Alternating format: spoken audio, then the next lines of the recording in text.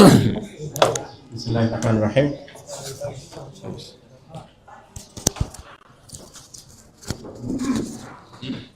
সম্মানিত দায়িত্বশীল বৃন্দ, সম্মানিত সাংবাদিক বৃন্দ, আসসালামু আলাইকুম রহমতুল্লাহ। অলরেডি আপনাদের সামনে ইতিমধ্যে অনেকগুলো বিষয় তুলে ধরা হয়েছে।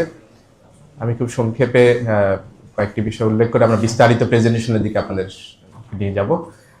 গতকাল অর্থাৎ 31শে জানুয়ারি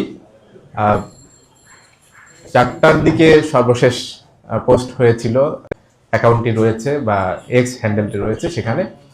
তারপরে আমরা খেয়াল করি যে 4টা 55-র দিকে আমরা নোটিস করতে পারি যে 4টা 37 একটি পোস্ট হয়েছে সেখানে, যেটা খুবই আপত্তিকর পোস্ট, অনাকাঙ্ক্ষিত পোস্ট, এবং যেই পোস্টটা আমাদের চিন্তা চেতনা, আমাদের মতামত, আমাদের ভাবনার উল্টা, সাংঘর্ষিক। তো এই নোটিশে আমাদের আসার পরে সঙ্গে সঙ্গে যে টিমটা এই অ্যাকাউন্টটি পরিচালনা করেন তাদের সাথে আমরা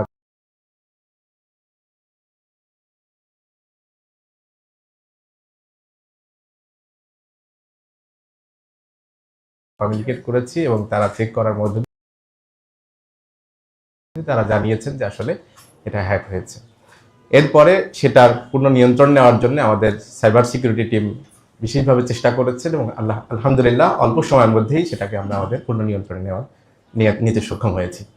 এরপরে আমরা সেটাকে 5টা 22 এটার ব্যাপারে রিজয়েন্ডার দিয়েছি, সেখানে অ্যানাউন্সমেন্ট দিয়েছি যে কি হয়েছিল এবং কি অবস্থায় এখন আছে।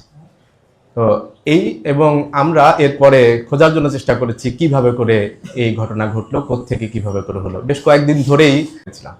সো আমরা এটা টোটাল বিষয়টা বোঝার জন্য চেষ্টা করেছি, আর এটাকে মোটামুটি একটা পর্যায়ে যখন আমরা যেতে পেরেছি, তারপরে আমরা রাত্রে 3:30টার দিকে জিডি করতে গিয়েছি, জিডি করেছি। সেখানে সাংবাদিক বন্ধুগণ কিছুজন এসেছিলেন, তাদের কাছে আমরা কিছু বিবরণ দিয়েছি। আর আমরা ইতিমধ্যে আরো বেশি অগ্রসর হয়ে আমরা তখনই বলেছিলাম সাংবাদিকদেরকে আরো বিস্তারিত আমরা সামনে জানাবো। আমরা এখন মোটামুটি কমপ্লিট একটা প্যাকেজ কি কি হয়েছিল সেই জিনিসগুলো আমরা রেডি করতে পেরেছি, সেটা প্রেজেন্টেশন আপনাদেরকে দেখানো হবে ইনশাল্লাহ।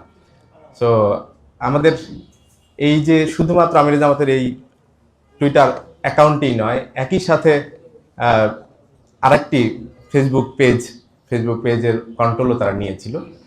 তো সেটা বিস্তারিত এখনই বলা হবে। তো আমরা যেটা আশা করছি সেটা হলো যে আমরা ইনশাআল্লাহ এই জাতীয় যত অপতৎপরতা যারা চালাবে তাদেরকে আমরা ফেস করতে পারবো। আমরা সত্যের বিজয়ের জন্য কাজ করি। আমরা আমাদের যেই পজিটিভ কাজগুলো রয়েছে, দেশের প্রতি, মানুষের প্রতি যে কমিটমেন্টগুলো রয়েছে, সেগুলো আমরা তুলে ধরার জন্য চেষ্টা করি। সো আমাদের এই কাজগুলোতে আমাদের সাথে প্রতিদ্বন্দ্বিতা করতে চাইলে, প্রতিযোগিতা করতে চাইলে ভালো কাজের মধ্য দিয়েই প্রতিযোগিতা আসা উচিত।